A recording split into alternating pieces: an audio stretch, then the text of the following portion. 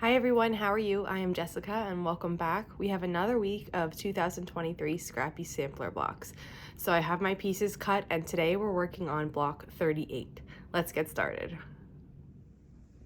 I am sewing on my beautiful Bernina B770 Quilters Edition Plus. I just wanted to show you though that I got this new extension table. It's made out of plexiglass. And you can order these from your Bernina dealer or from the website called So Steady. And what they do is you tell them the machine that you have and then they custom cut this table to fit. So if you have a Bernina and you wanted a bigger table to work on when you're quilting, this is a great option. I just got this, so I wanted to show you, and also when I'm zoomed in, the machine's gonna look a little bit different. So I wanted you to see that it still is my Bernina, my new Bernina, but I just have this different extension table on now. And I just got it yesterday, so I haven't used it too much yet, but so far it has been wonderful. I love the size of it. I love how it can support my large pieces easily. I love how I can just put my little stacks of fabric. I'll probably put some over here when I'm sewing smaller blocks and have them be conveniently right next to me. So it is a fantastic option. And if you have seen some of my older videos before I got the Bernina, you'll know that I used to draw with Sharpie lines on my machine that marked the 1/4 inch, the line that was straight in line with the needle, 1/4 inch over from that, and the 1/4 inch over from that. So I had 3 lines drawn. I'm deciding what I'm gonna do here still.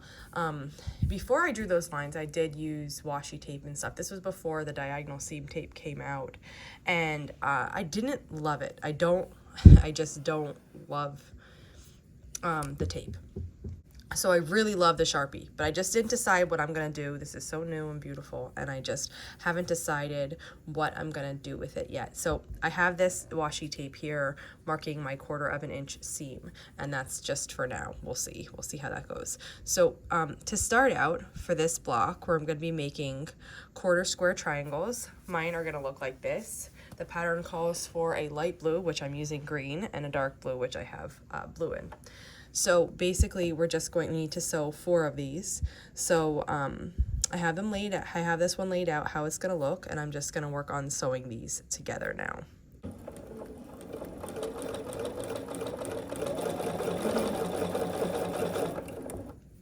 So basically the way I have this tape marked, if you don't know about, there is a diagonal seam tape that has 3 lines on it like I used to have on my old machine, but you can also mark the 1/4 inch. So what I have here, this little line right here, let me see if I could focus on it.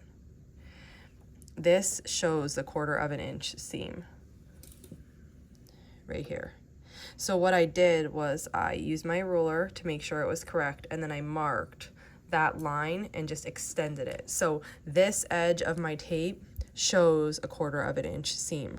So then when I'm piecing these pieces, I have this foot on. This is the Bernina foot 57D, and it's got this nice 1/4 inch seam guide here. But when the pieces are big, you need something to kind of help hold you in line. So I'm using this tape right now to help hold it in line. And then when it gets up here, I watch this dot, this little dash, and then I make sure it's feeding through my foot correctly to get the 1/4 inch seam exact.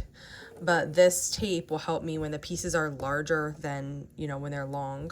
You can see exactly where it needs to be and just hold it next to that washi tape to mark your guide. So that's why I have that there for now. On the extension table that came with the machine, it had a lot of markings on it, which were actually really helpful.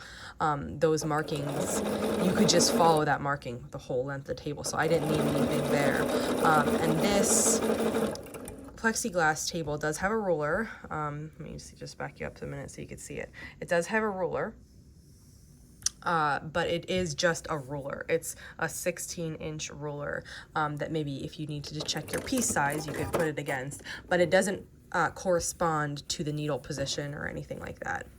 So here is this 1/4 square triangle, and these are made to size in our pattern. So all we need to do You may press with an iron here, or not, that's up to you. But we do need to just trim these little overhangs. So I'm gonna trim these away. And then this is what our quarter square triangle is going to look like. And then again, we need 4 of these. So I'm going to make 3 more and then I'll meet you back here. Okay, I have all my quarter square triangles made. So I have 4 of these total. And now we are ready to start assembling the block. I have my other squares of fabric here. And basically we're making an Ohio star. And our lighter color, which I have as green, or you might have as light blue, or any color really, that color is going to, that color of the quarter square triangle is going to go to the inside. So I'm making sure I'm always orienting that green color toward the center of this block. And I like to chain piece my blocks like this in a web format, but if you want to just piece rows, which is, I think, maybe the most common way, and that's how I usually write the patterns, to sew it into rows, that is perfect. You can do that as well. This is just another way that I usually piece all my blocks like this.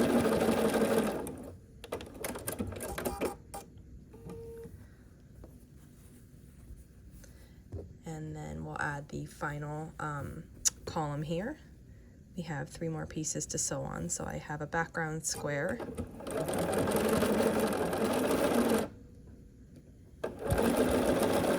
And then my last quarter square triangle, which is abbreviated QST.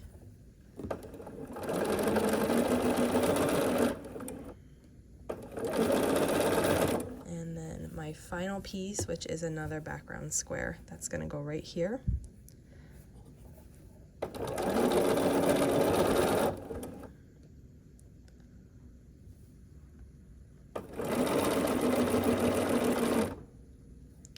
Okay, got the threads there. And now my piece is together looking like this. And I'm just gonna sew these final 2 long seams here. So I'm gonna fold one on top. I like to keep the threads, the chain piecing threads, hooked. You could cut them if you wanted to.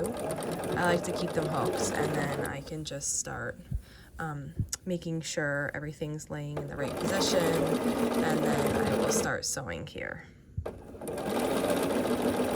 And occasionally I just stop and reposition if I need it.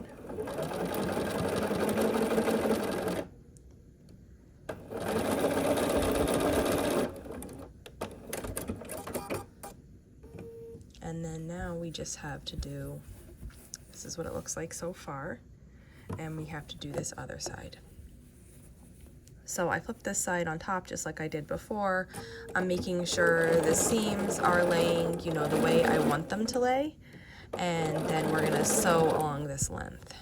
And as often as you need, if you're not pinning, as often as you need, just stop and reposition.